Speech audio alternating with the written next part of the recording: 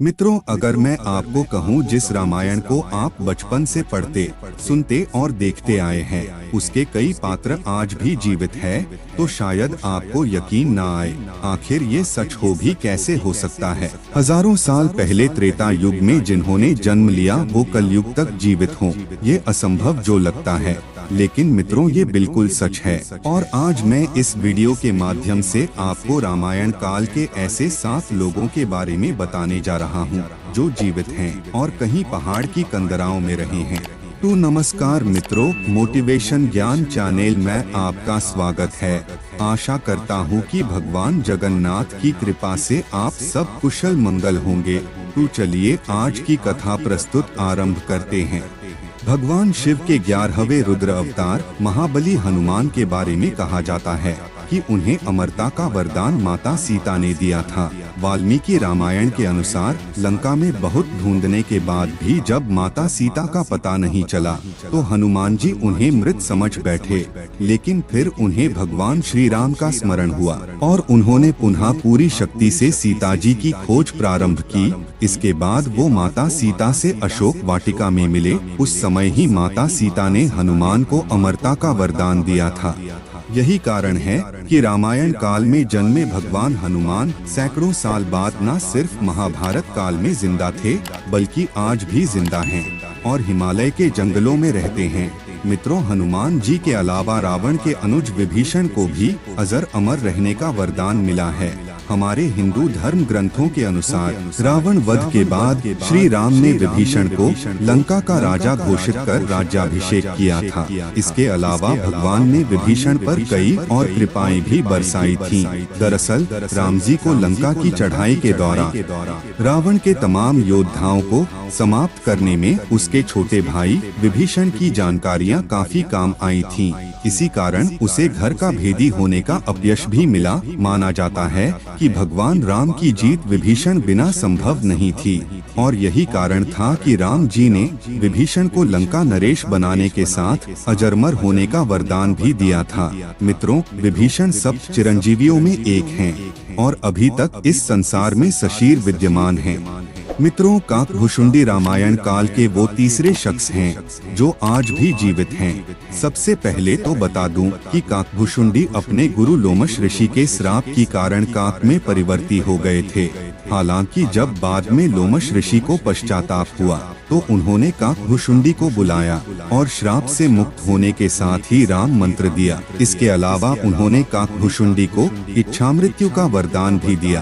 कहा जाता है कि काक का शरीर पाने के बाद और राम मंत्र मिलने के कारण उन्हें अपने शरीर से प्रेम हो गया और उन्होंने कभी इसका त्याग नहीं किया और आज भी काकभुशुंडी कौए के रूप में ही रहते हैं। मित्रों, काकभुशुंडी को श्राप देने वाले और उनके गुरु लोमश ऋषि को भी अमरता का वरदान मिला था। दरअसल लोमश ऋषि परम तपस्वी और विद्वान थे। पुराणों में भी इनके अमर होने का उल्लेख मिलता है। वहीं हिंदू महाकाव्य महाभारत के अनुसार ये पांडवों के ज्येष्ठ भ्राता युधिष्ठिर के साथ तीर्थ यात्रा पर गए थे और उन्हें सब तीर्थों का वृत्तांत बताया था।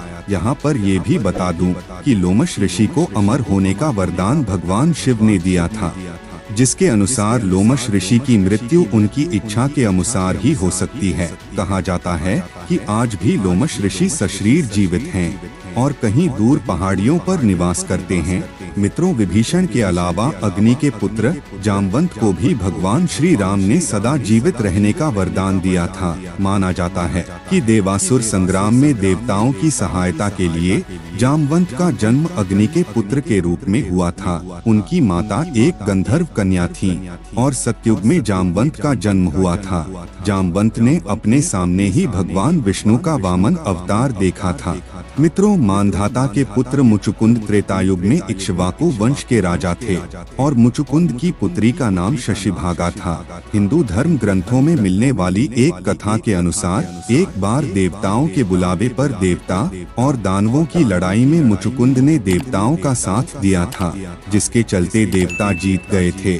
जीत से प्रसन्न देवराज इंद्र ने मुचुकुंद से वर मांगने को कहा, जिस पर उन्होंने वापस पृथ्वी लोक जाने की इच्छा व्यक्त की। कहते हैं कि तब इंद्र ने उन्हें बताया कि पृथ्वी पर पर और देवलोक में समय का बहुत अंतर है, जिस कारण अब वो समय नहीं रहा और सब बंधु मर चुके हैं, उनके वंश का कोई नहीं बचा। ये जानकर मुचुकुंद दुखी हुए और वर मांगा कि उन्हें सोना है। तब इंद्र ने वरदान दिया कि किसी निर्जन स्थान पर सो जाएं, और यदि कोई उन्हें उठाएगा तो मुचुकुंद की दृष्टि पड़ते ही वो भस्म हो जाएगा। और मित्रों, आज तक मुचुकुंद कहीं गहरी नींद में सोए हुए हैं। मित्रों, भगवान विष्णु के छठे आवेश अवतार परशुराम के बारे में भी यही कहा जाता है कि वो आज भी जीवित हैं। त्रेतायुग से द्वापर युग तक परशुराम के लाखों शिष्य थे। आपने भी रामायण के अलावा महाभारत काल में भगवान परशुराम के बारे में सुना होगा। कहा जाता है कि उनके कठिन तप से प्रसन्न होकर भगवान विष्णु ने उन्हें कल्प के अंत तक जीवित रहने का वरदान दिया था। ऐसी मान्यता भी है कि भगवान परशुराम भगवान विष्णु के अंतिम कल की अवतार के समय फिर से उपस्थित होंगे। तो मित्रों, ये थे रामायण काल के वो 7 लोग जो आज भी जीवित हैं। उम्मीद करता हूँ आपको ये वीडियो पसंद आई होगी। इसी के साथ अब मुझे दें इजाजत। मैं फिर लौटूंगा ऐसी ही कुछ और धार्मिक जानकारियों के साथ। धन्यवाद।